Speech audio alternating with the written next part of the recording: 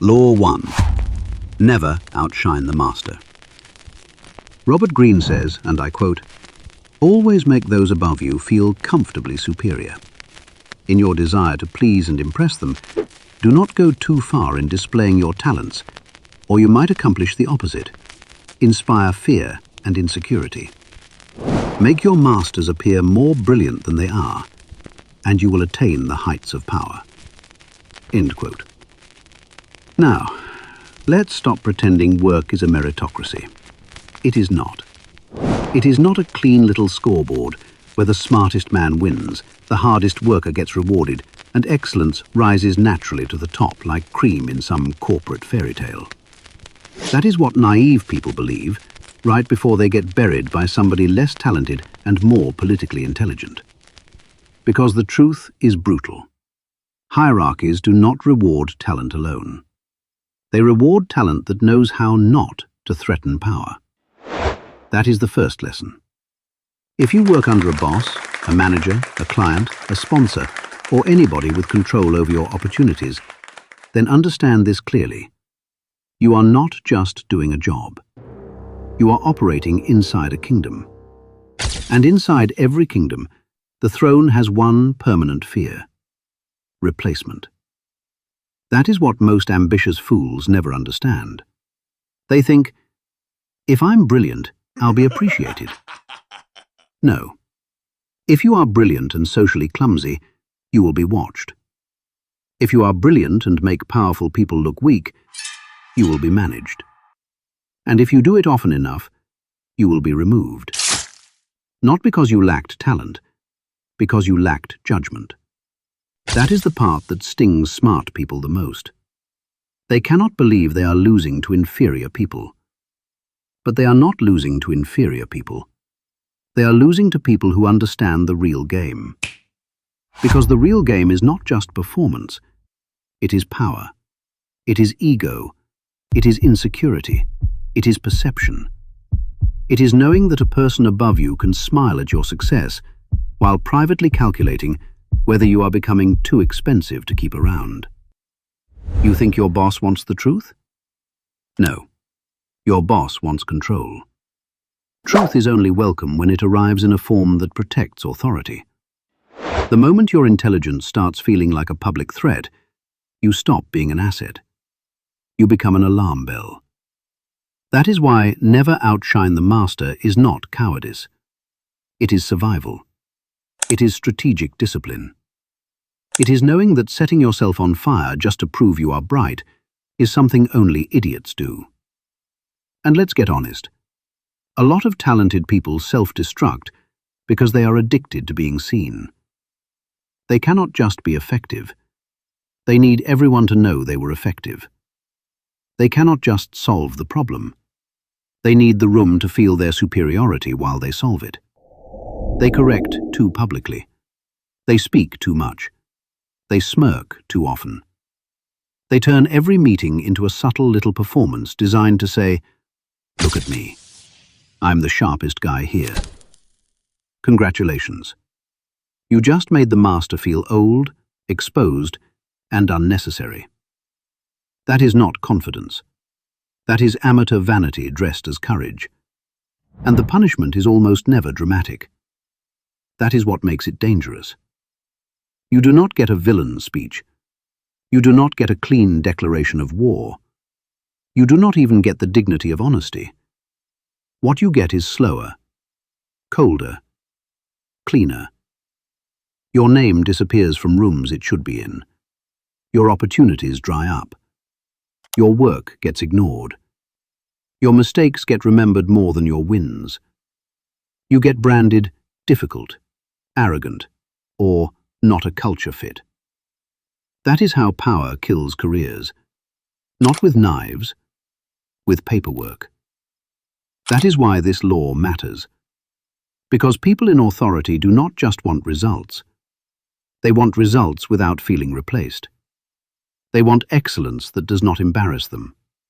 They want competence that still leaves their crown sitting straight. That is human nature. Complain about it all you want. It will still be there tomorrow. So stop being shocked by reality. A superior can be capable and insecure at the same time. A client can admire you and resent you at the same time. A leader can praise your output and quietly fear your potential at the same time. Human beings are messy. Power makes them messier. If you do not understand that, you will keep walking into rooms with a sword when a scalpel was required. The smart move is not to become smaller.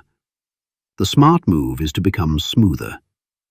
If you have a brilliant idea, do not throw it on the table like a challenge. Slide it in like reinforcement. Building on your direction, there's a way to strengthen this. I noticed a risk and prepared a fix. Same brain, different delivery. And delivery decides whether genius gets rewarded or punished. Because in power structures, presentation is not decoration. It is armor. And here is another truth nobody likes to hear. Public correction is expensive. You may be right. You may even be completely right.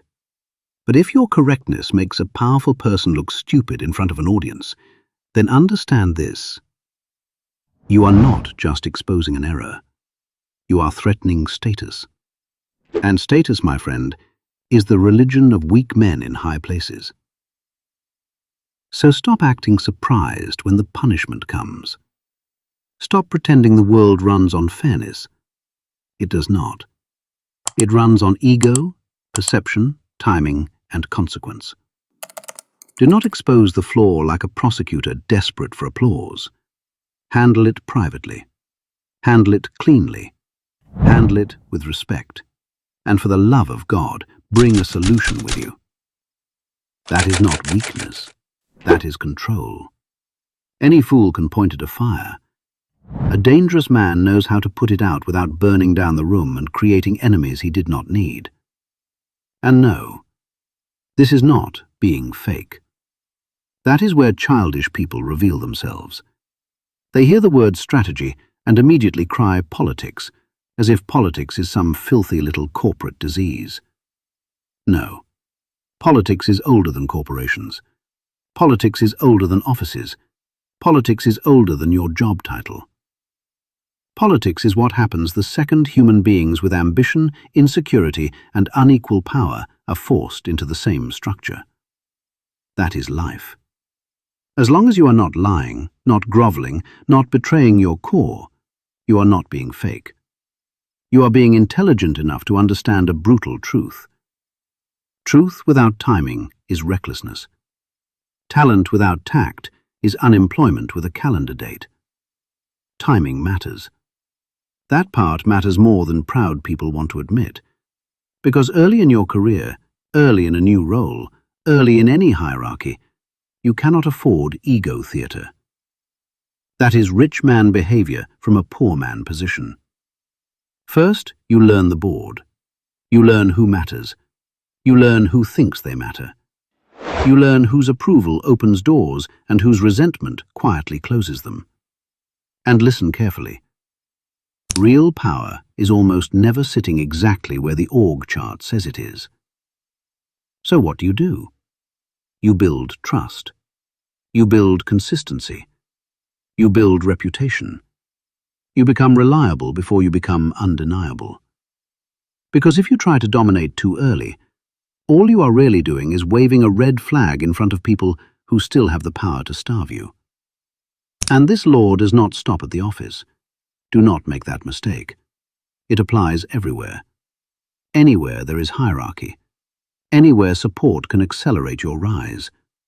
Anywhere status controls access, money, influence, or opportunity.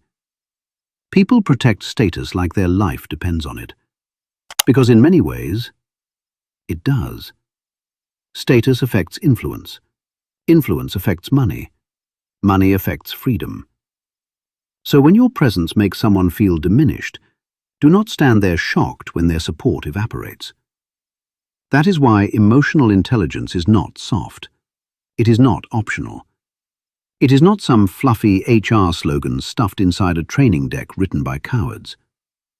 It is knowing when to press, when to hold, when to disappear, when to let another man feel taller so you can keep building under the radar. Now let me draw the line clearly. This law does not mean shrink yourself forever. It means delay vanity. That is different. Do not play small. Build quietly. Document your wins.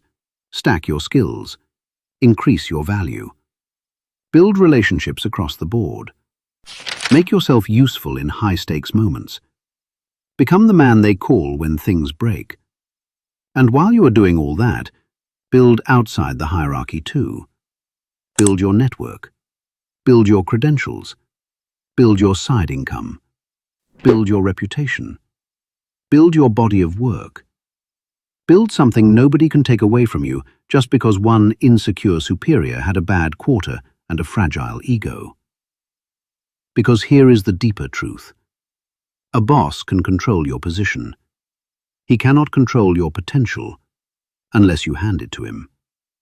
And that is where real power begins. Not in showing off. Not in winning every room. Not in collecting cheap applause from people who would replace you next week if it improved their bonus. Real power begins when you stop needing immediate recognition and start building long-term leverage. That is the dividing line. Losers want to look powerful. Winners want to be powerful. Losers chase credit.